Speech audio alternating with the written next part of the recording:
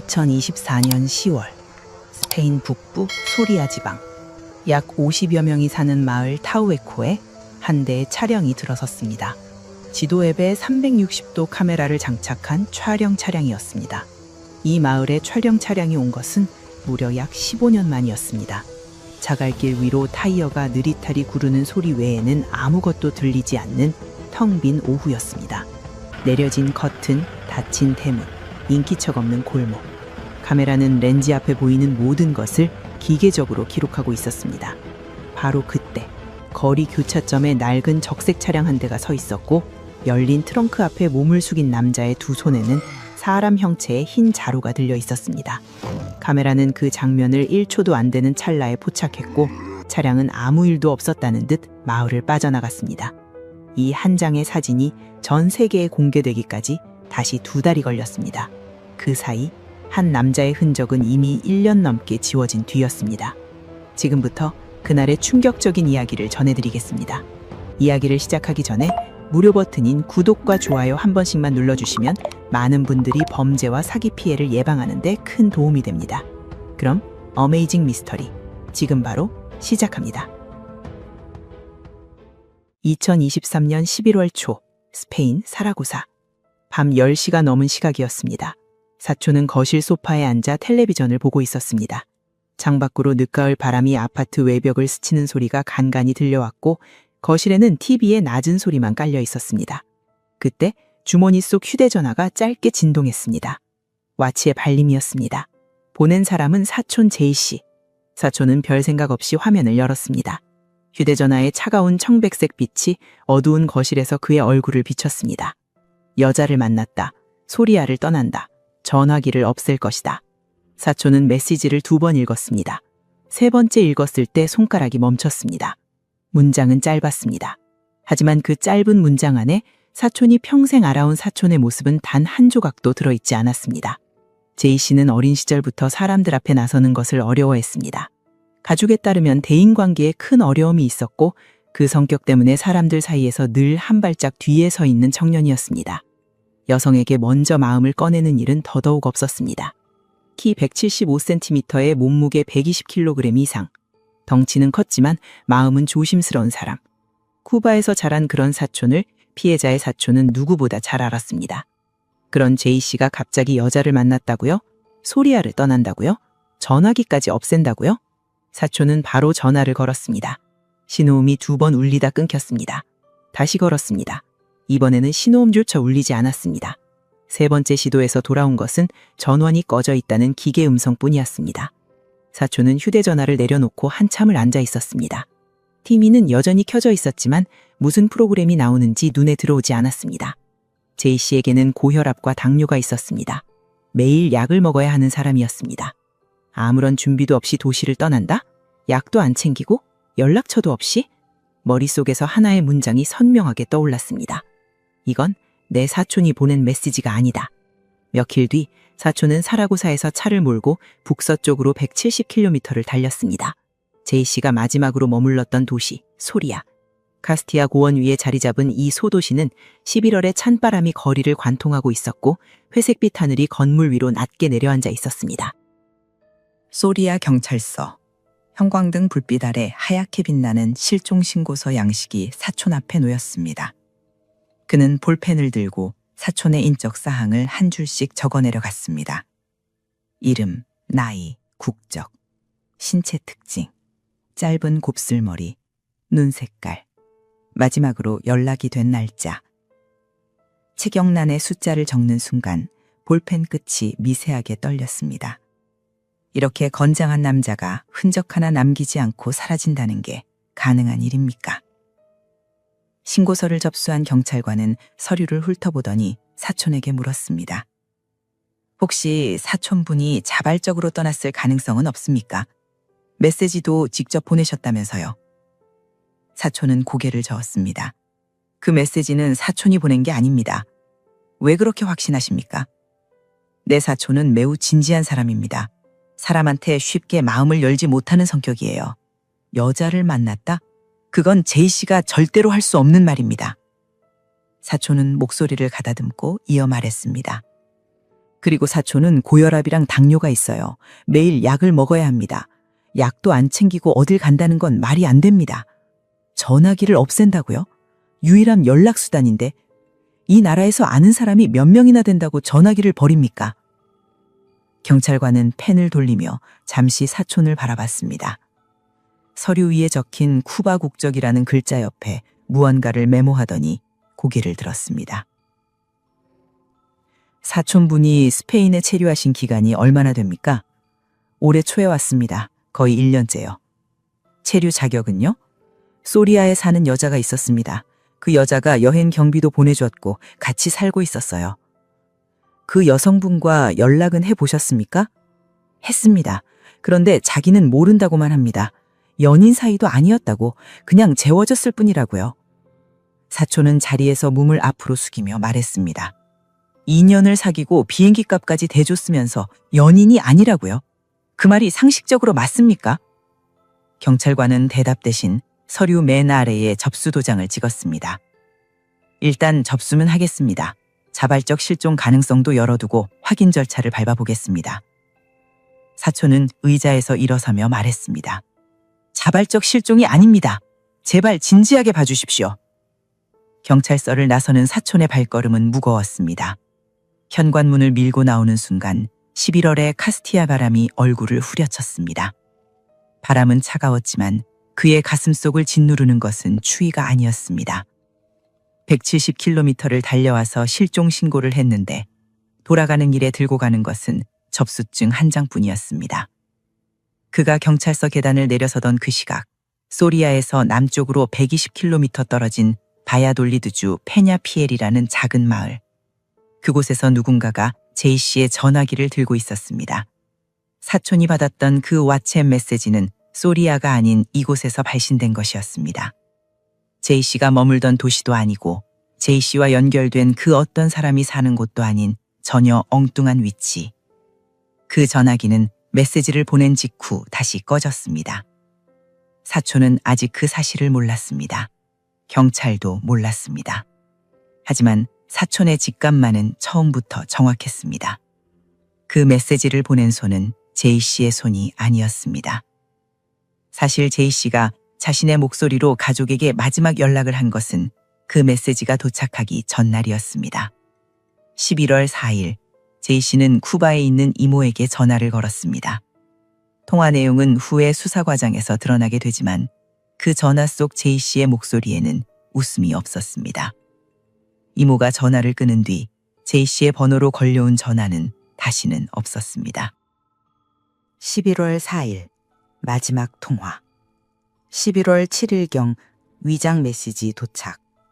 11월 12일경 실종 신고 접수. 이 세 개의 날짜 사이 3일과 8일이라는 간격 속에 무슨 일이 벌어진 걸까요? 건장한 체격의 남자가 흔적 하나 남기지 않고 사라졌습니다. 마지막으로 향한 곳은 스페인에서 가장 인구가 적은 지역 중 하나인 소리아 지방. 그 중에서도 고작 50여 명이 사는 마을이었습니다. 그 마을에서 도대체 무슨 일이 있었던 걸까요? 제이 씨가 스페인 땅을 밟기까지는 2년이라는 시간이 필요했습니다. 2021년 쿠바. 제이 씨는 SNS를 통해 한 여성과 연결되었습니다. 스페인에 살고 있는 쿠바 출신 여성이었습니다.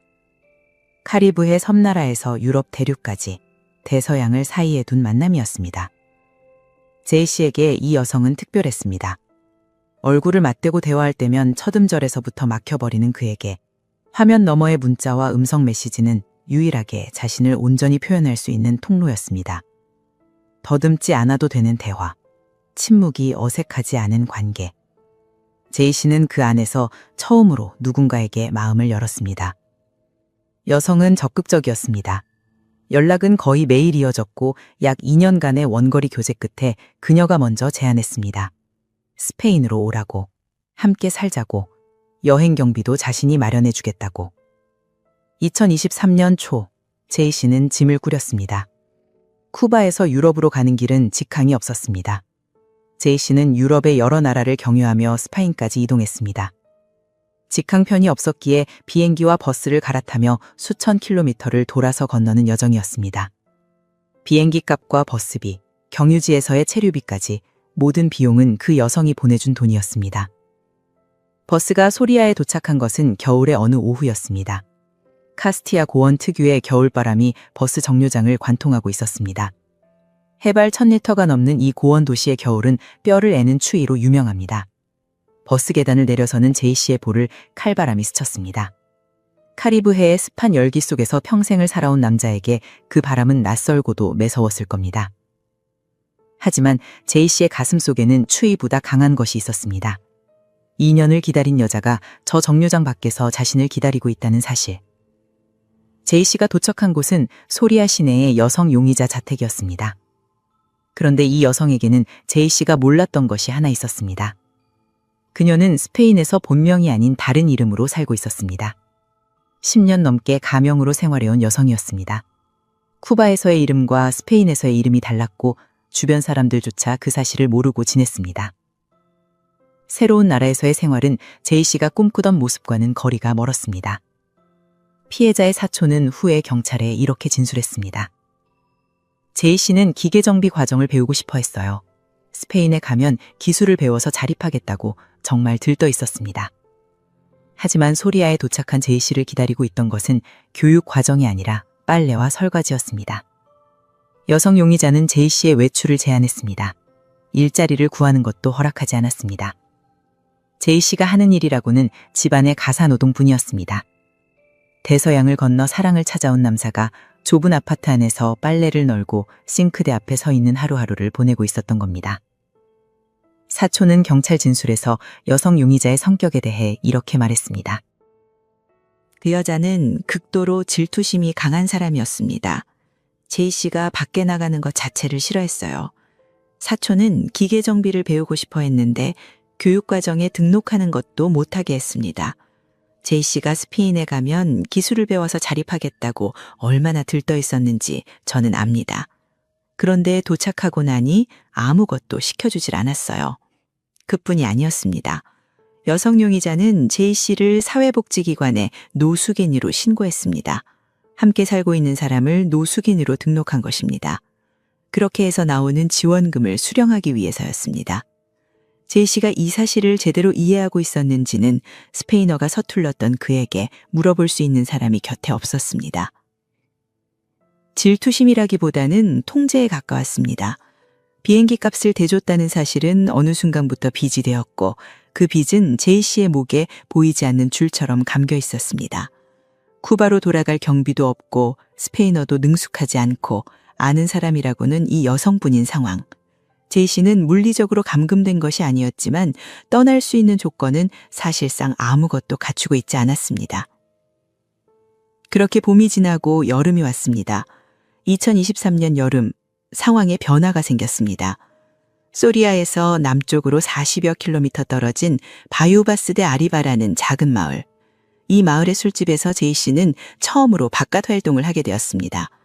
술집 일을 도우며 M이라는 남자와 함께 일한 것입니다.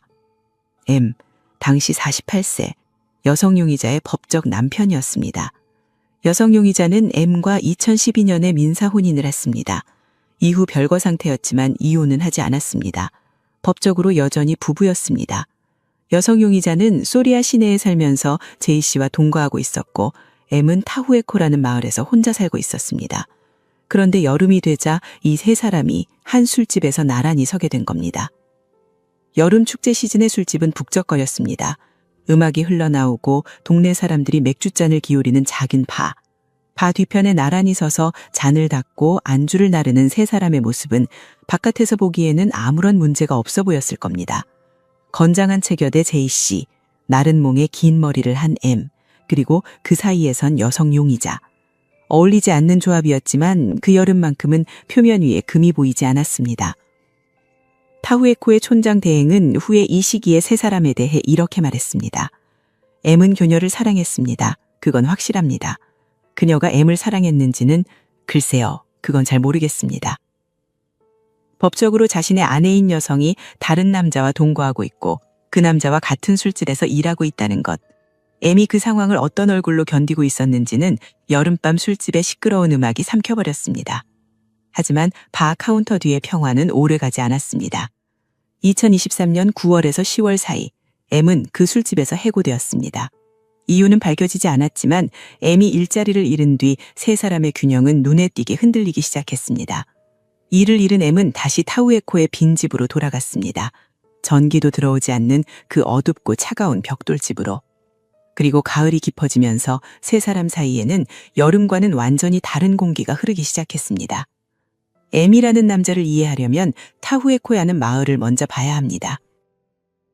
소리아 지방의 남쪽 지방도로 SOP 4143을 따라 황무지 사이를 한참 달리면 붉은 벽돌로 지어진 낡은 집들이 옹기종기 모여있는 작은 마을이 나타납니다. 타후에코.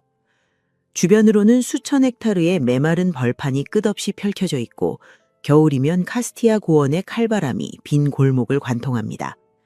스페인 전체에서 인구 밀도가 가장 낮은 지역 중 하나인 소리아에서도 이 마을은 특히 외졌습니다. 등록된 주민은 56명, 실제로 마을에서 생활하는 사람은 그보다 훨씬 적었습니다. M의 집은 이 마을 안쪽에 있었습니다. 붉은 벽돌 외벽에 나무 대문이 달린 오래된 집. 뒤쪽으로는 꽤 넓은 뜰이 있었고 뜰 안에는 오래된 우물과 맨홀이 있었습니다.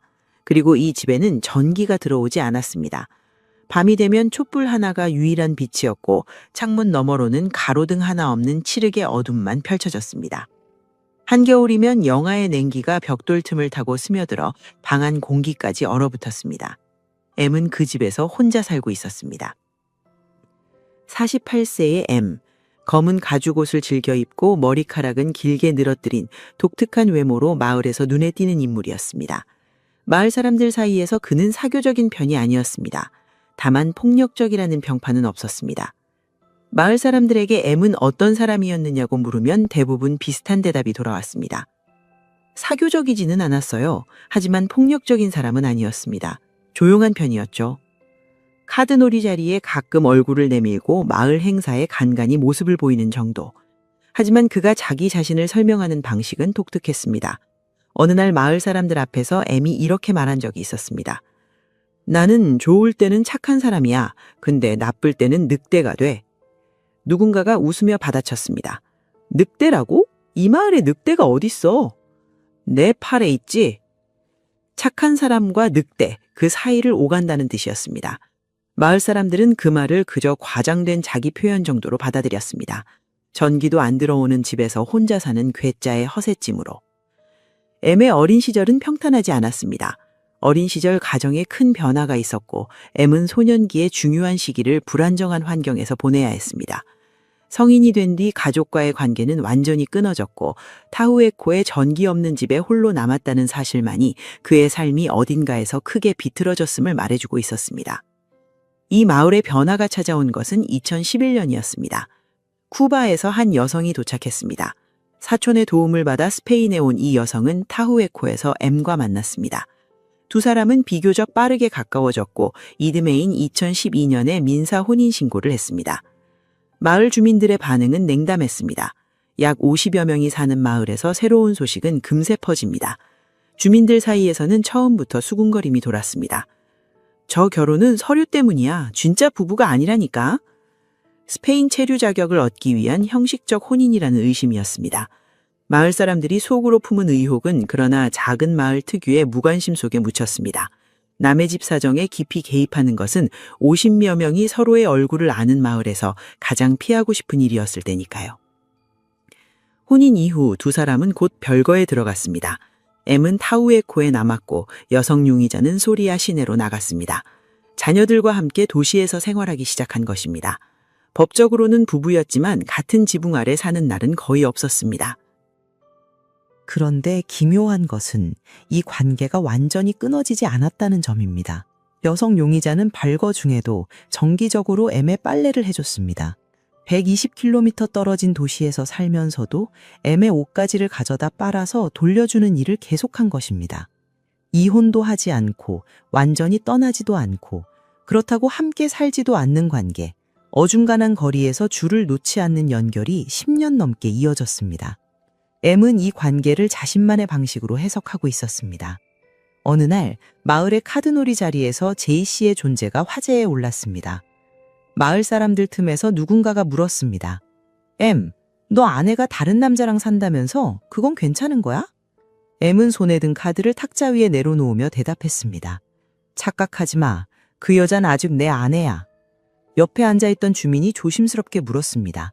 근데 같이 살지도 않잖아. 이혼하는 게 낫지 않아? 이혼은 없어. 서류상으로도 내 마음속으로도. 그 목소리에는 경고가 담겨 있었습니다. 별거 중이든 다른 남자와 살고 있든 법적으로는 자기 아내라는 것. 그 사실을 누구도 잊지 말라는 것. 카드판 위의 동전들이 잠시 멈출 만큼 그 한마디는 조용한 마을에 무겁게 내려앉았습니다. 더 이상 그 주제로 입을 여는 사람은 없었습니다. 전기 없는 빈집에서 혼자 겨울밤을 보내는 M. 그 시각 소리아에서 120km 떨어진 그의 법적 아내는 다른 남자와 한 지붕 아래 살고 있었습니다. 촛불 하나에 흔들리는 불빛 아래에서 M이 그 사실을 얼마나 선명하게 의식하고 있었는지는 어둠 속 그의 표정만이 알고 있었을 겁니다. 그리고 2023년 가을, 술집에서 해고된 뒤 무직 상태로 타우에코에 돌아온 M에게 상황은 더 나빠졌습니다. 여성 용의자와 제이 씨의 동거가 계속되고 있었고 M은 그 사이에서 점점 더 고립되어 갔습니다. 2023년 11월 4일 일요일, 제이 씨가 쿠바에 있는 이모에게 전화를 걸었습니다. 제이 씨의 마지막 육성 통화입니다. 전화기 너머로 들리는 제이 씨의 목소리는 더듬거리고 있었고 평소보다 낮게 깔려 있었습니다. 이모, 저 지금 침대를 따로 쓰고 있어요. 따로? 왜? 무슨 일이 있었어? 그냥 상황이 안 좋아요. 그리고 그 남자가 또 왔어요. 어떤 남자? 남편이요. 그 여자 남편. 집에 와서 자기 집인 것처럼 행동해요. 뭐? 그 사람이 왜 거기 들어가? 너한테 뭐라고 안 하던? 시비를 걸어요. 거의 싸울 뻔했어요. 거기서 나와야 해. 위험하잖아. 나갈 데가 없어요, 이모. 돈도 없고 여기서 아는 사람도 없어요. 사촌한테는 연락했어? 사촌이 도와줄 수 있을 거야. 걱정 끼치고 싶지 않아요. 제발 조심해. 그리고 다시 전화해. 꼭이야, 알았지? 네, 이모, 전화할게요. 전화기 너머 카리브해의 습한 공기가 느껴지는 쿠바와 카스티아 고원의 칼바람이 창문을 두드리는 소리아 사이에서 이모는 느꼈을 겁니다. 대서양 건너편에서 사촌의 아들이 얼마나 궁지에 몰려 있는지를. 하지만 수천 킬로미터 떨어진 쿠바에서 할 수 있는 일은 아무것도 없었습니다. 그리고 제이 씨가 약속한 그 다음 전화는 끝내 걸려오지 않았습니다. 이 전화가 끝나고 제이 씨의 목소리를 들은 사람은 아무도 없습니다. 세 사람의 관계를 다시 정리하면 이렇습니다. 여성 용의자는 M과 법적으로 결혼한 상태에서 제이 씨와 동거하고 있었고 M과의 관계도 완전히 끊지 않았습니다. M은 별거 중인 아내가 다른 남자와 사는 것을 분노하면서도 아직 내 아내라는 집착을 놓지 않았습니다. 제이 씨는 그 두 사람 사이에 끼인 채 이국 땅에서 떠날 수도 싸울 수도 도움을 청할 수도 없는 상태였습니다. 세 꼭지점이 모두 팽팽하게 당겨진 삼각형이었고 그 삼각형은 11월의 추위 속에서 한계에 다다르고 있었습니다. 11월 4일 통화를 끝으로 제이 씨의 목소리는 영원히 사라졌습니다. 3일 뒤 그의 전화기에서 전혀 다른 사람의 문장이 흘러나왔습니다. 실종 신고가 접수된 직후 소리아 경찰은 가장 먼저 여성 용의자에게 연락을 취했습니다. 제이 씨와 함께 살았던 여자, 동거인이자 연인. 당연히 그녀가 제이 씨의 행방에 대해 가장 많이 알고 있을 거라고 생각했을 겁니다. 면담실에 앉은 여성 용의자는 차분했습니다. 경찰의 질문에 막힘없이 대답했습니다. 그 사람과 연인 관계가 아닙니다. 수사관이 되물었습니다. 같이 사셨지 않습니까? 2년 넘게 연락을 주고받으셨고 비행기 값까지 보내주셨다면서요? 그냥 재워줬을 뿐입니다. 갈 곳이 없는 사람이라 도와준 겁니다. 그러면 제이 씨가 어디로 갔는지 아십니까? 모릅니다. 어느 날 갑자기 나간 거예요. 저한테도 아무 말 없이요. 2년간 매일 연락하며 교제한 상대를 수천 킬로미터 떨어진 쿠바에서 비행기 값까지 대주며 스페인으로 불러들인 여자가 그 남자를 그냥 재워준 사람이라고 말하고 있었습니다. 경찰은 이 진술에서 무언가가 어긋나 있다는 것을 느꼈지만 그것만으로 수사 방향을 잡기에는 증거가 너무 없었습니다. 시체가 없었습니다. 혈흔도 없었습니다. 목격자도 없었습니다. 제이 씨가 살아있는지 죽었는지조차 확인할 방법이 없는 상태에서 수사는 출발 전부터 안개 속이었습니다. 경찰은 기본적인 것부터 확인하기 시작했습니다. 소리아 시내의 버스터미널. 수사관이 매표소 창구에 다가가 경찰 신분증을 내밀었습니다. 이 이름으로 된 승차권 구매 기록 확인 좀 해주십시오. 11월 이후 전부요. 매표소 직원이 시스템에 이름을 입력하고 화면을 훑었습니다. 이 이름으로 구매된 기록은 없습니다. 소리아 출발 전 노선 다 포함해서요? 네, 전부 조회했습니다. 해당 없음입니다. 위장 메시지에는 소리아를 떠난다고 적혀 있었습니다. 하지만 제이 씨의 이름으로 구매된 버스표는 단 한 장도 없었습니다. 다음은 약국이었습니다. 제이 씨는 고혈압과 당뇨약을 매일 복용해야 하는 사람이었습니다. 살아있다면 반드시 약을 사야 합니다. 수사관은 소리아 시내의 약국들을 한 곳씩 돌았습니다. 약국 카운터에서 수사관이 처방전 정보를 건넸습니다. 이 환자 이름으로 조제된 이력이 있는지 확인 부탁합니다. 약사가 컴퓨터 키보드를 두드리고 잠시 뒤 고개를 저었습니다. 이 이름으로 된 조제 이력은 없습니다. 다른 약국으로 갔습니다. 같은 질문을 했습니다. 같은 대답이 돌아왔습니다. 또 다른 약국. 형광등 아래 모니터 화면에 매번 같은 두 글자가 떴습니다. 해당 없음. 소리아 전역의 약국을 뒤졌지만 제이 씨가 실종 이후 단 한 알의 약이라도 구매한 기록은 어디에도 없었습니다. 버스표도 없다. 약도 사지 않았다. 그러면 위장 메시지에 적힌 소리아를 떠난다는 대체 어디로 떠난다는 말입니까? 수사관은 위장 메시지가 발신된 위치, 바야돌리드주 페냐피엘로 향했습니다. 소리아에서 남쪽으로 120km. 제이 씨가 정말 그곳으로 갔다면 흔적이 남아있어야 했습니다. 숙소 기록, CCTV, 주민 목격, 무엇이라도. 하지만 페냐피엘에서 돌아온 결과도 같았습니다. 제이 씨가 이 마을에 체류했다는 흔적은 어디에도 없었습니다. 없음, 없음, 없음.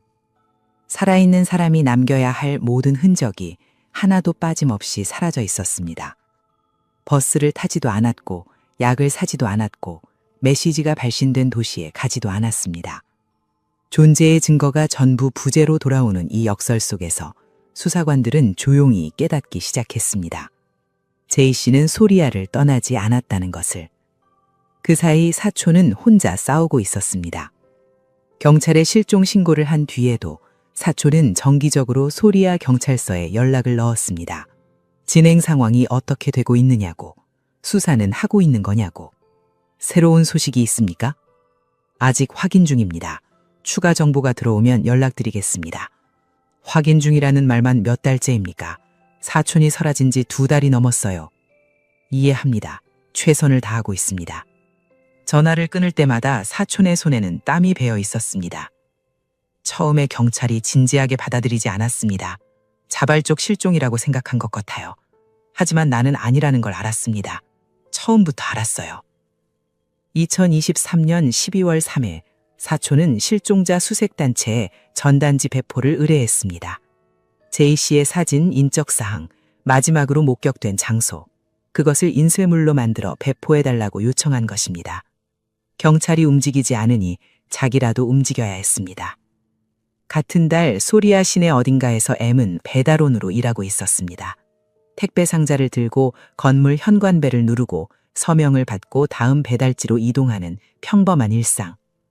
술집에서 해고된 이후 새 일자리를 잡은 것이었습니다. 사촌이 실종 전단지를 만들어 뿌리고 있는 그 시간, M은 소리아의 거리를 오토바이로 누비며 택배를 배달하고 있었습니다. 마을에서 사라진 남자를 찾는 전단지가 돌고 있는 같은 도시에서 용의자는 배달 영수증에 도장을 찍고 있었던 겁니다. 여성 용의자도 일상을 이어가고 있었습니다. 소리아주 최남단, 과달라하라주와의 경계에 있는 아르코스 데 할론이라는 작은 마을의 기차역. 그곳에서 야간 경비 대리직으로 근무하고 있었습니다. 한밤중 텅 빈 기차역 플랫폼을 지키는 일. 역을 오가는 승객은 거의 없었고 새벽까지 적막한 대합실과 선로만 바라보는 근무였습니다. 한쪽에서는 전단지가 돌고 다른 한쪽에서는 일상이 흘러갔습니다. 13개월이라는 시간은 그렇게 흘렀습니다. 수사가 전환점을 맞은 것은 휴대전화 덕분이었습니다. 경찰은 세 사람의 휴대전화 기지국 신호를 삼각측량 방식으로 추적하기 시작했습니다. J씨의 전화기는 실종 이후 꺼졌다가 켜지기를 반복하고 있었습니다. 보통 사람이라면 전화기를 끄고 켜는 것은 일상적인 행위입니다. 하지만 이 전화기의 패턴은 일상적이지 않았습니다. 장기간 꺼져 있다가 갑자기 켜지고 잠시 뒤 다시 꺼지는 불규칙한 반복. 마치 누군가 의도적으로 필요한 순간에만 전원을 넣는 것처럼. 그리고 결정적인 것이 드러났습니다. J씨의 전화기가 켜질 때마다 기지국 신호가 잡히는 위치가 항상 같은 곳, 파후에코. 약 50여 명이 사는 그 마을. J씨가 소리아를 떠난다고 메시지를 보낸 뒤에도 그의 전화기는 소리아를 떠나지 않았습니다. 오히려 소리아에서도 가장 외진 마을에 머물러 있었습니다. 더 놀라운 것은 그 다음이었습니다. J씨의 전화 신호가 잡히는 위치와 M의 전화 신호가 잡히는 위치가 겹쳤습니다. 같은 시간, 같은 기지국 반경, 두 용의자의 전화 신호까지 동일한 위치에서 중첩되고 있었습니다. J씨의 전화기는 J씨가 들고 다니는 것이 아니었습니다. 누군가 다른 사람이 그 전화기를 소지하고 있었고 그 사람은 타우에코에 있었습니다. 시체도 없고 혈흔도 없고 목격자도 없었지만 전파는 거짓말을 하지 않았습니다.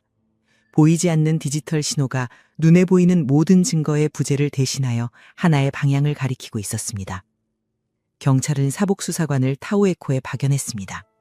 소리아의 한적한 시골 마을에 낯선 얼굴이 나타났습니다. 수사관은 주민들에게 J씨와 M의 사진을 보여주며 물었습니다. 이 사람들 보신 적 있습니까? 한 노인이 사진을 들여다보았습니다. 이 사람은 M이잖아. 저기 위쪽 집에 사는 사람이야. 다른 사진 속 남자는요? 덩치가 큰 외국인인데 이 마을에서 본 적 있습니까?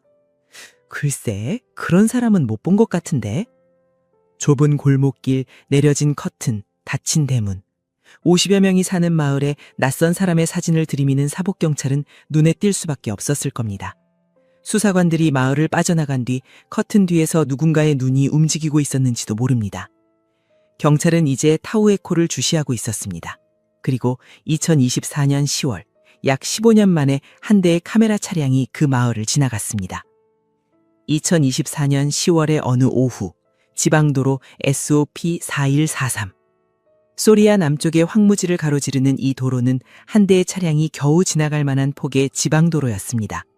양쪽으로 메마른 들판이 끝없이 이어지고 가끔 붉은 흙이 드러난 언덕이 나타났다 사라지는 단조로운 풍경. 이 도로 위를 한 대의 차량이 천천히 달리고 있었습니다. 지붕 위에 360도 카메라를 장착한 지도 앱 촬영 차량이었습니다. 촬영 차량은 지나가는 모든 것을 기록합니다. 도로, 건물, 간판, 지형. 카메라 렌즈는 감정도 판단도 없이 오직 눈앞에 보이는 것을 초단위로 서버에 저장합니다. 이 차량이 타우에코 마을을 마지막으로 촬영한 것은 2009년이었습니다. 그로부터 15년, 이 마을은 지도 앱의 거리 화면에서 시간이 멈춰 있었습니다. 15년 전의 풍경이 그대로 박제되어 있던 마을에 드디어 카메라가 다시 찾아온 것입니다. 차량은 마을 입구에서 속도를 더 늦추며 좁은 길로 진입했습니다. 트라세라스 거리를 지나 우밀라데로 거리에서 좌회전. 자갈과 시멘트가 뒤섞인 노면 위로 타이어가 느릿하게 구르는 소리 외에는 마을 전체가 적막에 잠겨 있었습니다. 커튼이 내려진 창문들, 닫힌 대문들, 골목에 세워진 낡은 자동차 한두 대, 붉은 벽돌 외벽에 덩굴이 감긴 집들 사이로 10월의 햇볕이 좁은 그림자를 드리우고 있었습니다. 유일하게 사람의 기척이 느껴지는 곳은 차고 앞에서 페인트통을 들고 무언가를 손보고 있는 여성 한 명뿐이었습니다. 50여 명이 등록된 마을의 오후는 살아있는 마을이라기보다는 멈춰있는 사진첩에 가까웠습니다. 카메라는 그 고요 속에서 두 장의 사진을 찍었습니다. 첫 번째 사진. 마을 오르막길 끝에서 어두운 색 옷을 입은 인물이 하나가 포착되었습니다. 손수레를 밀고 있었고 손수레 위에는 흰색의 짐이 실려 있었습니다. 거리가 멀었기 때문에 이미지는 흐릿했습니다. 인물의 얼굴은 식별할 수 없었고 흰 짐의 정체도 분명하지 않았습니다. 그저 오르막길을 오르는 실루엣이 한 장의 픽셀로 남아있을 뿐입니다. 두 번째 사진. 라스에라스 거리와 노르테 거리가 만나는 교차점. 이 사진은 첫 번째보다 훨씬 선명했습니다. 낡은 적색 차량 한 대가 서 있었고 트렁크가 열려 있었습니다. 그 트렁크 앞에 한 남자가 몸을 숙이고 있었습니다. 청바지에 지역 축구팀 로고가 박힌 점퍼, 갈색 부츠. 그리고 그의 두 손에는 사람의 형체와 닮은 흰색 자루가 들려 있었습니다. 자루의 한쪽 끝은 아래로 축 늘어져 있었고 무게감이 느껴지는 윤곽이었습니다. 카메라는 이 장면을 1초도 안 되는 시간에 포착했습니다. 셔터가 눌린 것도 플래시가 터진 것도 아니었습니다. 360도 카메라는 소리 없이, 빛 없이, 존재감 없이 지나가면서 모든 것을 기록할 뿐이었습니다. 남자가 카메라 차량의 존재를 알아챘는지는 알 수 없습니다. 다만 차량은 교차점을 지나 SOP 4143 도로로 빠져나갔고 마을은 다시 원래의 정막 속으로 돌아갔습니다. 이미지는 서버에 업로드되었습니다. 그리고 아무 일도 일어나지 않았습니다. 서버 속에서 수십억 장의 거리 사진들 사이에 묻혀 타우헤코의 두 장은 그저 데이터의 먼지로 잠들어 있었습니다. 나중에 이 사진이 세상에 알려졌을 때 사람들은 그 확률을 계산하기 시작했습니다. 약 15년 만에 마을을 방문한 촬영 차량이 정확히 그 시간에, 정확히 그 교차점을 지나면서 정확히 그 장면을 포착할 확률. 인터넷에서는 달팽이 독에 죽을 확률보다 낮다는 비유가 돌았고 누군가는 천문학적으로 낮은 확률이라는 표현을 쓰기도 했습니다. 하지만 카메라는 확률을 계산하지 않습니다. 렌즈 앞에 놓인 것을 기록할 뿐입니다. 우연은 기계에게 의미가 없고 의미를 부여하는 것은 언제나 그 이미지를 들여다보는 사람의 몫입니다. 이 사진들이 수사관의 눈에 들어온 것은 그로부터 몇 주가 지난 뒤였습니다. 경찰은 이미 타우헤코를 주시하고 있었고 휴대전화 기지국 신호가 이 마을을 가리키고 있다는 사실도 파악한 상태였습니다. 지도 앱의 최신 이미지가 업데이트되었을 때 수사팀의 누군가가 화면 속 교차점을 확대했습니다. 잠깐, 이 사진 좀 봐. 모니터 앞에 수사관들이 모였습니다. 적색 차량, 열린 트렁크, 몸을 숙인 남자, 흰 자루. 2차 번호판 확인 가능합니까? 각도상 번호판은 안 보입니다. 하지만 차종은 특정할 수 있을 것 같습니다. 낡은 적색 세단입니다. 그리고 이 사진 봐. 오르막길에서 순수레로 뭔가를 옮기는 사람이 또 찍혀 있어. 두 장의 사진은 수사 흐름 위에 하나의 퍼즐 조각처럼 얹혀졌습니다. 물론 사진만으로 범행을 입증할 수는 없었습니다. 흰 자루 안에 무엇이 들어있는지 사진으로는 알 수 없었고 남자의 얼굴도 완벽히 식별되지는 않았습니다. 하지만 기지국 신호가 가리키는 마을에서 수사 대상이 거주하는 집 앞에서 사람 형체의 자루를 들고 있는 남자의 모습이 포착되었다는 것. 그것은 13개월간 부재의 증거만 쌓아 올리던 수사에 처음으로 눈에 보이는 이미지를 안겨준 순간이었습니다. 그 시각 사라고자에서는 사촌이 11개월째 같은 자리에 서 있었습니다. 경찰에 전화를 걸고 소식을 기다리고 다시 전화를 걸고. 실종 전단지를 뿌린 지도 10달이 넘었지만 단 한 건의 제보도 들어오지 않았습니다. 지도앱의 카메라가 타우헤코에서 두 장의 사진을 찍는 그 찰나의 순간 동안 사촌은 여전히 사촌의 전화번호를 누르고 있었을지도 모릅니다. 물론 그 번호는 여전히 꺼져 있을 겁니다. 이 마을에 대해 주민들은 후에 이렇게 말했습니다. 그 사진을 나중에 봤어요. 하지만 이상한 짓을 하고 있다고는 상상도 못했습니다. 그냥 뭔가를 옮기고 있는 것 같았어요. 인근 안달루스 마을의 한 주민은 이렇게 말했습니다. 장작용 솔방울 같은 걸 옮기는 거라고 생각했지 시체가 들어있을 줄은 꿈에도 몰랐어. 56명의 마을에서 한 남자가 대낮에 적색 차량의 트렁크 앞에서 흰 자루를 들고 있었습니다. 그리고 그 마을을 지나간 카메라는 그 장면을 정확히 기록했습니다. 하지만 그것을 본 마을 사람들 중 아무도 의심하지 않았습니다. 시골 마을에서 자루를 옮기는 일은 너무나 일상적이었으니까요. 솔방울을 담은 자루든 장작을 넣은 자루든 아니면 그보다 훨씬 무거운 무언가를 담은 자루든 흰 자루는 흰 자루일 뿐이었습니다. 약 15년 만에 마을을 지나간 카메라가 찍은 한 장의 사진. 그 사진이 전 세계 뉴스의 일면을 장식하기까지는 다시 2달이 걸렸고 그 사진의 진짜 의미를 둘러싼 논쟁은 그보다 훨씬 오래 이어지게 됩니다. 하지만 그것은 아직 나중의 이야기입니다. 수사관들의 손에 이 2장의 사진이 들어갔습니다. 그리고 3주 뒤 경찰은 타후에코에서 120km 떨어진 두 곳에서 동시에 움직였습니다. 2024년 11월 20일 이른 아침, 소리아 경찰서에서 두 팀이 동시에 출발했습니다. 한 팀은 북쪽으로 타후에코를 향했고 다른 한 팀은 남쪽 아르코스데 할론을 향했습니다.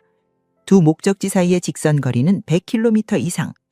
경찰이 두 팀으로 나뉜 것은 두 용의자가 서로 연락할 틈을 주지 않기 위해서였습니다. 한 명이 체포되었다는 소식이 다른 한 명에게 전해지기 전에 동시에 잡아야 했습니다. 타후에코, M의 붉은 벽돌집. 이른 아침, 마을은 아직 잠들어 있었습니다. 전기가 들어오지 않는 이 집은 안에서도 밖에서도 어둠의 차이가 없었습니다. 경찰 차량 여러 대가 마을 골목에 들어서며 엔진 소리를 죽였습니다. 발소리가 자갈길 위에서 빠르게 다가왔습니다. 문이 열렸습니다. 아니, 열린 것이 아니라 밀린 것입니다. 외부의 빛이 어두운 실내로 쏟아져 들어왔습니다. 전기 없는 집에 빛이 들어온 것은 아마 그 집이 지어진 이래 가장 강렬한 순간일 겁니다. 형광등도 전구도 아닌 소리아의 11월 아침 햇살이 먼지 가득한 방 안을 비추자 낡은 가구의 윤곽과 벽에 걸린 물건들이 천천히 드러났습니다. 움직이지 마십시오. 경찰입니다. M은 저항하지 않았습니다. 소리를 지르지도 도망치려 하지도 않았습니다. 경찰이 그의 양팔을 잡았을 때 M의 입에서는 단 한마디도 나오지 않았습니다. 혐의가 고지되었습니다. 당신은 가중 불법 감금 및 살인 혐의로 체포됩니다. 침묵. M은 경찰을 바라보지도 않았습니다. 수갑이 채워지는 금속 소리만이 어두운 집안에 울렸습니다. 좋을 때는 착하고 나쁠 때는 늑대라고 불렀던 남자는 체포되는 순간에도 착한 사람의 얼굴도 늑대의 얼굴도 보여주지 않았습니다. 어떤 표정도 없는 완전한 무표정이었습니다. 같은 시각 100km 남쪽 아르코스데 할론 기차역. 소리아주 최남단 과달하라주와의 경계에 위치한 작은 기차역이었습니다. 새벽 근무를 마치고 있던 여성 용의자는 경비 초소 안에 있었습니다. 텅 빈 플랫폼, 선로 위로 붙어오는 새벽한, 대합실에 꺼진 형광등. 역을 지키는 것이 그녀의 일이었습니다. 경찰이 도착했습니다. 초소문이 열리고 복도에서 빠른 발소리가 들렸습니다. 여성 용의자가 고개를 돌렸습니다. 경찰입니다. 가중 불법 감금 및 살인 혐의로 체포합니다. 역을 지키던 사람이 역에서 체포된 것입니다. 누군가의 안전을 위해 밤을 새던 그 자리에서 그녀 자신이 수갑을 찬 것입니다. 13개월이었습니다. 사촌이 경찰서에 실종 신고서를 제출한 2023년 11월부터 이 아침까지 정확히 13개월.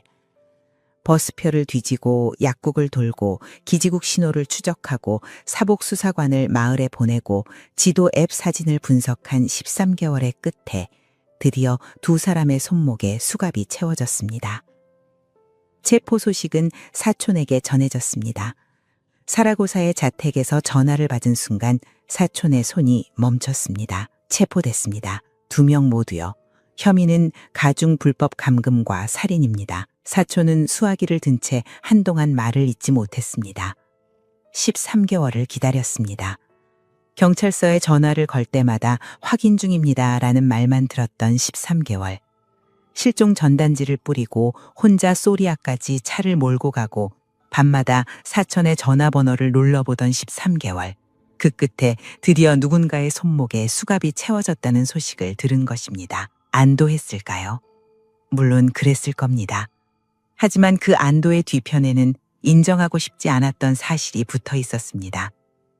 경찰이 살인 혐의로 누군가를 체포했다는 것은 사촌이 살아서 돌아올 가능성이 사라졌다는 뜻이기도 했습니다.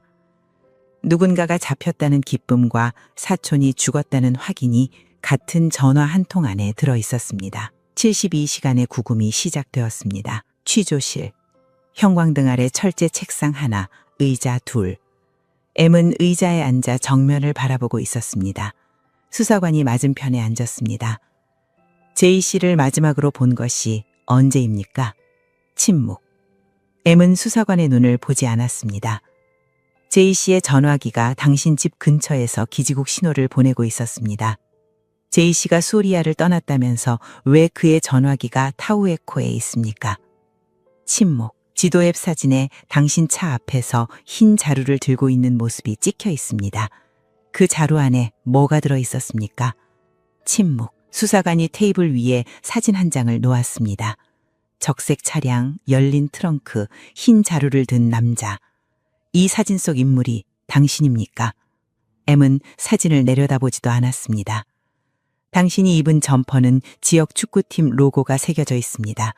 차량도 당신 소유의 적색 세단과 일치합니다. 할 말이 없습니까? 침묵. 변호인을 선임하시겠습니까? 그제야 M이 고개를 미세하게 끄덕였습니다. 72시간 동안 M의 입에서 나온 말은 단 하나도 없었습니다.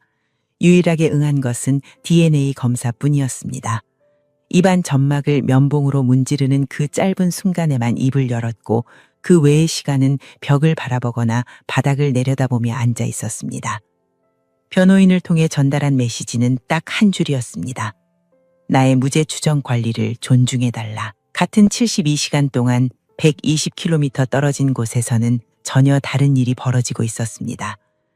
여성 용의자는 처음에는 M과 마찬가지로 침묵을 지켰습니다.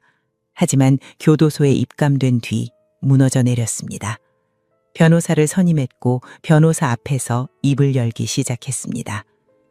죽인 것은 내가 아닙니다. 수사관이 물었습니다. 그러면 누가 죽였습니까? M입니다.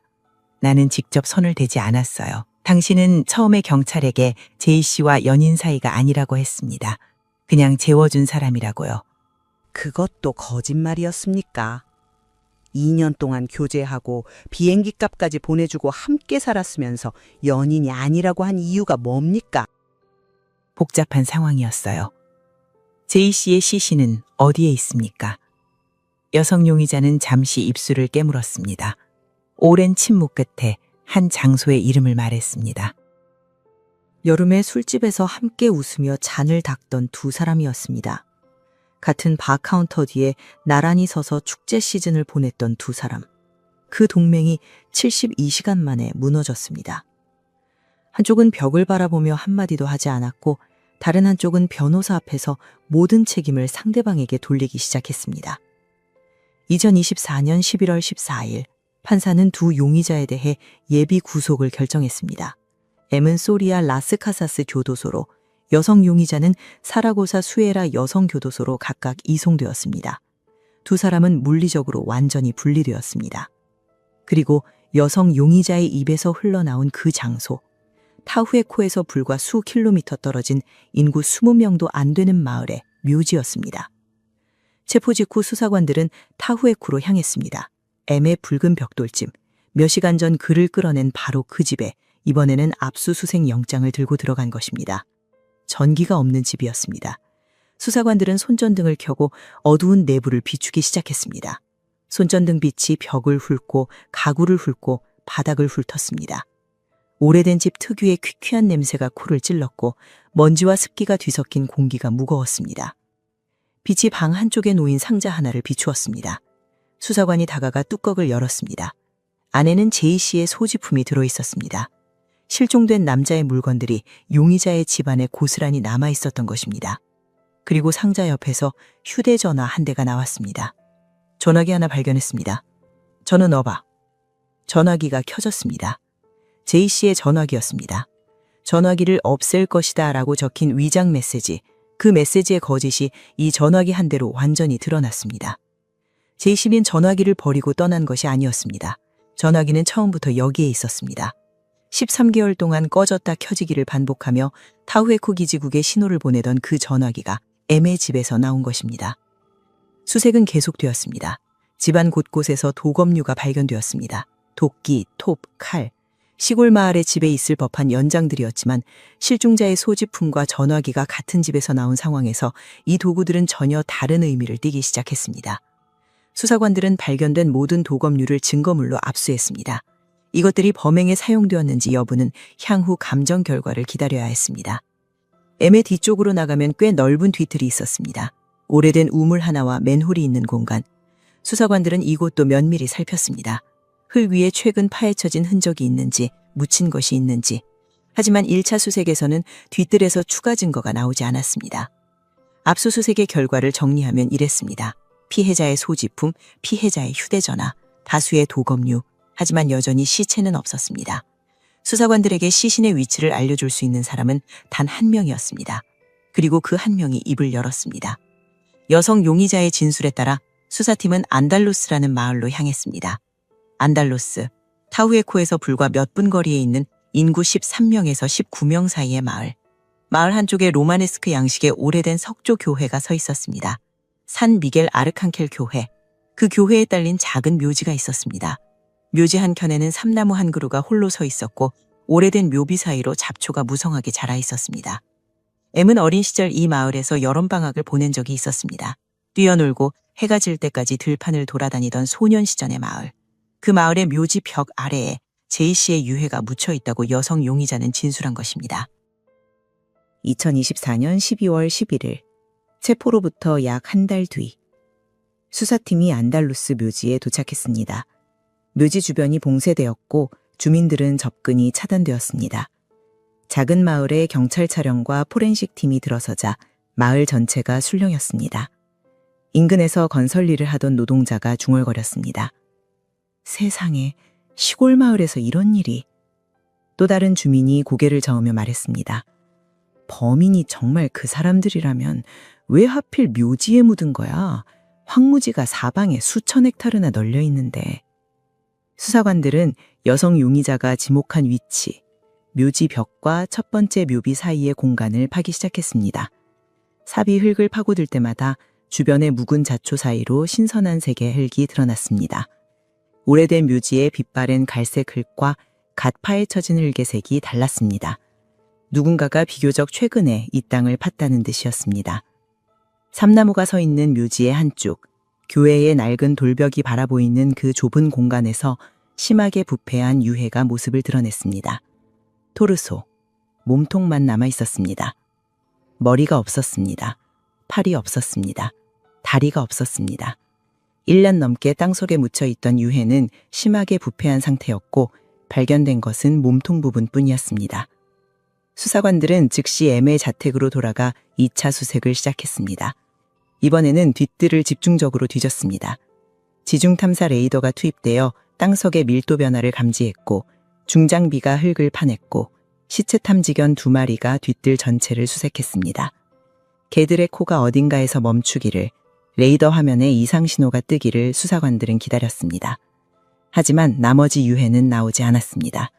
머리도, 팔도, 다리도. 뒷뜰 수색은 결국 빈손으로 끝났습니다.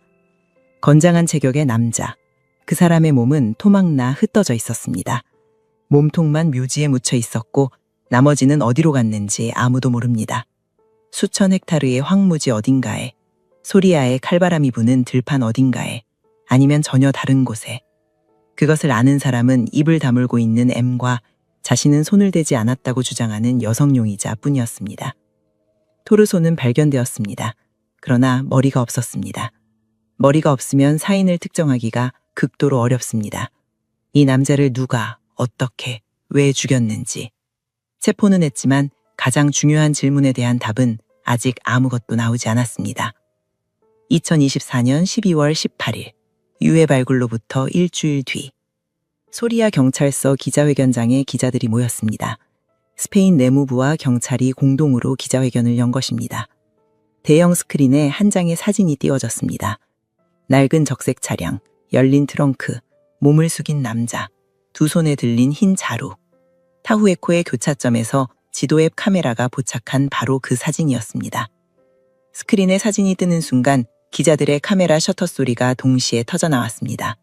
연이은 플래시가 회견장을 밝혔습니다.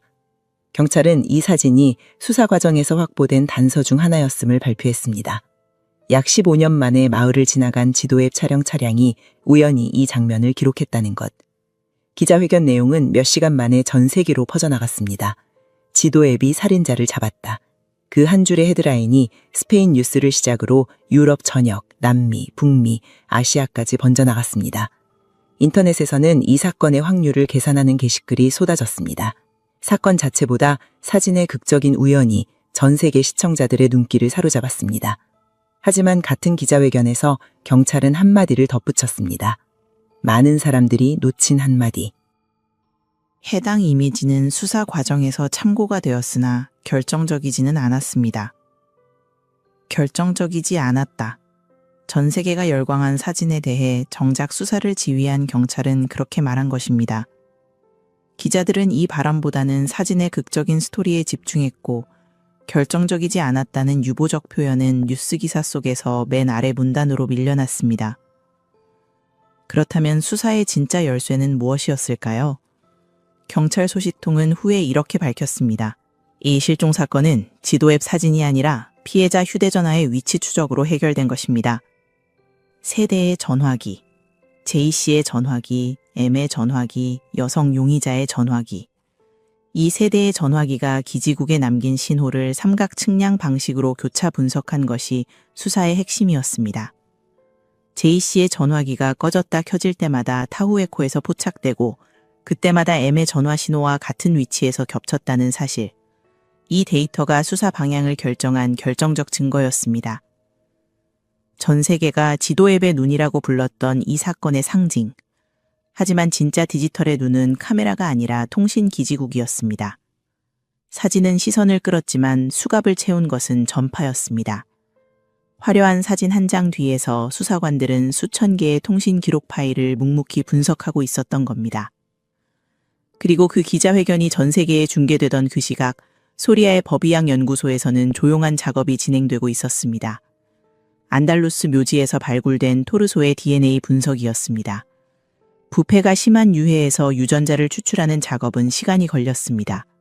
흰 가운을 입은 분석관이 시료를 다루고 기계가 돌아가고 결과가 나오기까지.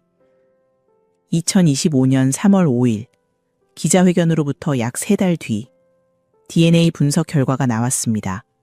안달루스 묘지에서 발굴된 유해는 J씨의 것이었습니다. 과학적으로 확정된 것입니다. 추정이 사실로 바뀌는 순간이었습니다.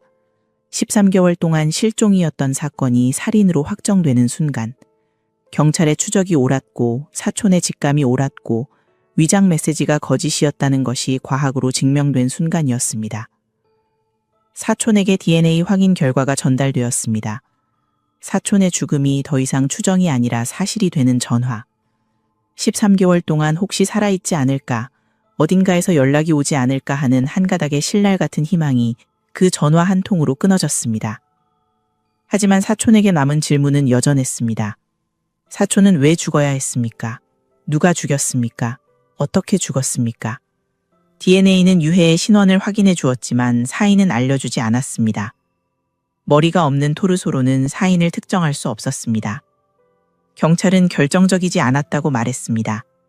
그 사진 속 흰 자루에는 정말로 시신이 들어 있었을까요? 아니면 전 세계가 목격한 것은 처음부터 다른 것이었을까요? M의 집에는 차고가 있었습니다. 전기도 안 들어오는 그 집에 딸린 낡은 차고. 체포 이후 압수수색 과정에서 수사관들이 이 차고 안을 정밀 조사했을 때 한쪽 벽면에 흰 자루들이 쌓여 있는 것이 발견되었습니다. 8개에서 10개. 나란히 포개져 있는 흰 자루들은 지도 앱 사진 속 남자가 들고 있던 바로 그 자루와 동일한 형태였습니다. 수사관이 자루를 열었습니다. 안에 들어있던 것은 시신이 아니었습니다. 솔방울이었습니다. 마른 솔방울. 겨울철 난방용 장작을 피울 때 불쏘시개로 쓰는 소리아 시골 마을 어디서나 볼 수 있는 평범한 솔방울이었습니다. 차고 안에는 마른 솔방울 특유의 송진 냄새가 배어 있었습니다. 8개에서 10개 흰 자루. 전부 솔방울. 전부 같은 형태. 전 세계가 시신이 들어있다고 믿었던 지도 앱 사진 속 그 흰 자루와 똑같은 모양의 자루가 같은 집 차고에 10개 가까이 쌓여 있었던 것입니다. 그렇다면 사진 속 남자가 트렁크 앞에서 들고 있던 자루에도 시신이 아니라 솔방울이 들어있었을 가능성이 생기는 겁니다. 경찰은 이 발견을 근거로 지도 앱 사진 속 자루가 시신이 아니라 솔방울이었을 가능성이 높다고 판단했습니다. 그리고 소리아 검찰이 확인한 사실은 더 충격적이었습니다. 해당 지도 앱 이미지는 사건 기록, 스페인 법률 용어로 수마리오에 포함되지 않았습니다. 법적 증거로 사용되지 않은 것입니다. 지도 앱이 살인자를 잡았다는 전 세계적 서사가 근본부터 흔들리는 순간이었습니다. 생각해보면 시간대도 맞지 않았습니다.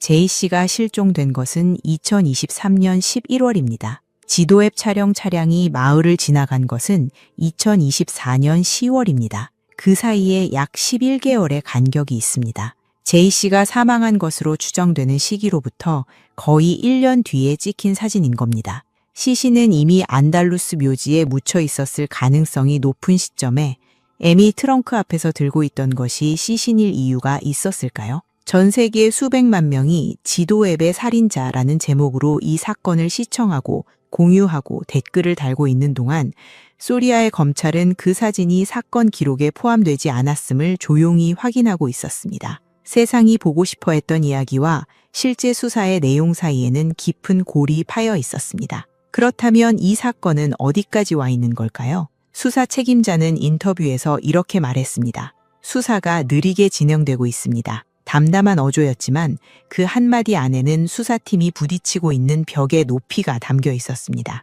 사인이 확정되지 않았습니다. 머리가 발견되지 않았기 때문입니다. 수사가 시작된 지 17개월째, 부검은 아직 완료되지 않았습니다. 사망 시기도 정확히 특정되지 않았습니다. 범행 경위도 미확정이었습니다. 사건을 감당하는 판사는 이미 4번째로 교체된 상태였습니다. 소리아 법원에서 알마산 법원으로 관할이 이관된 뒤 판사가 3차례 더 바뀌었습니다. 사건 파일이 새로운 판사에게 넘겨질 때마다 수사의 흐름은 끊기고 다시 이어붙여야 했습니다.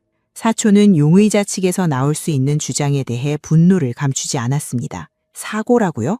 현실적이지 않습니다. 영화에서나 나오는 소리예요. 그는 이어서 말했습니다. 제 사초는 120kg이 넘고 격투기 경험도 있는 것으로 알려진 사람입니다. 싸움에서 제압하기 매우 어려운 사람이에요. 그런 사람이 우발적 사고로 죽었다고요? 그건 상식적으로 말이 안 됩니다. M은 교도소에서 침묵을 이어가고 있었습니다. 작업장에서 근무하고 학업을 진행하고 있다는 관계자의 전원이 있었습니다. 행실 양호하는 평가를 받고 있었습니다. 체포된 날부터 단 한마디도 하지 않던 그 침묵은 교도소 안에서도 계속되고 있었습니다. 전 세계가 한 장의 사진에 열광했습니다. 약 15년 만의 우연, 디지털 시대의 완전 범죄는 불가능하다는 상징적 서사. 하지만 그 사진 속 흰 자루에 시신이 들어있었는지 솔방울이 들어있었는지는 아직도 확정되지 않았습니다. 사진은 사건 기록에도 들어가지 못했습니다. 그렇다면 진짜 수사의 열쇠는 무엇이었을까요? 그리고 건장한 체격의 그 남자는 도대체 어떻게, 왜 죽어야 했을까요? 2025년 12월 26일 소리아시의 엘 에스피노 묘지.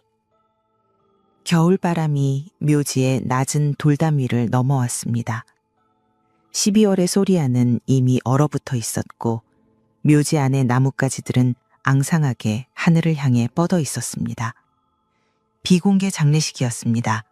참석한 사람은 소수에 불과했습니다. 그 가운데 사촌이 서 있었습니다. 관이 땅 위에 놓였습니다. 관 안에는 사촌의 유해가 들어 있었습니다. 온전한 몸이 아니었습니다. 머리가 없고 팔과 다리가 없는 토르소만이 이 관 안에서 마지막 여정을 마치고 있었습니다. 쿠바에서 태어나 유럽 여러 나라를 거쳐 버스로 스페인에 도착했던 남자. 사랑을 찾아 대서양을 건넜던 남자. 사람들 앞에 나서는 것을 어려워했지만 화면 너머의 문자로는 마음을 열 수 있었던 남자. 그 남자가 마침내 멈춘 곳은 소리아의 한 공공묘지였습니다.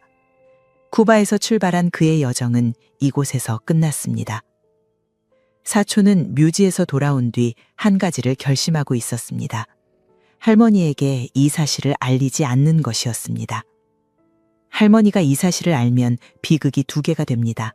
할머니가 사촌을 키웠으니까요. 제이 씨를 키운 것은 부모가 아니라 할머니였습니다. 어린 시절부터 제이 씨의 손을 잡고 밥을 먹이고 세상이 어려울 때마다 곁에서 안아주었던 할머니. 그 할머니에게 손자가 이국 땅에서 토막나 묻혔다는 말을 사촌은 차마 꺼낼 수 없었습니다. 캐리브의 건너편의 작은 집에서 할머니는 아직도 손자가 스페인에서 잘 지내고 있다고 믿고 있을지도 모릅니다. 사촌은 또 다른 벽과도 싸워야 했습니다. 법의 벽이었습니다. 스페인 법률상 사촌은 제이 씨의 직계 가족이 아니었습니다. 사촌이었습니다. 직계가족이 아니라는 이유로 사촌은 재판에 사인소추 자격으로 참여하는 것이 불어되었습니다. 13개월 동안 혼자 경찰을 찾아다니고 실종 전단지를 뿌리고 170km를 달려가 신고서를 쓰고 위장 메시지가 가짜라고 처음부터 외쳤던 사람. 이 사건에서 가장 집요하게 진실을 추적한 사람이 법정에 설 수 없다는 것입니다. 우리는 우리 나름의 판단이 있습니다. 하지만 그건 추정일 뿐 수사로 확인되어야 합니다. 사촌은 그렇게 말했습니다. 분노를 삼키면서도 법의 절차를 존중하려는 태도였습니다. 하지만 그 절차는 느리기만 했습니다. 같은 시간 소리아 라스카사스 교도소에서 M은 작업장에 출근하고 학업을 진행하며 양호한 행실이라는 평가를 받고 있었습니다. 사촌이 사촌의 머리가 어디 있는지도 모른 채 법정에 설 권리마저 거부당하고 있는 동안 M은 교도소 안에서 조용한 일상을 쌓아가고 있었습니다. 사라고자 수에라 여성교도소에 수감된 여성 용의자는 체포 초기 진술 이후 추가적인 진술을 하지 않고 있었습니다.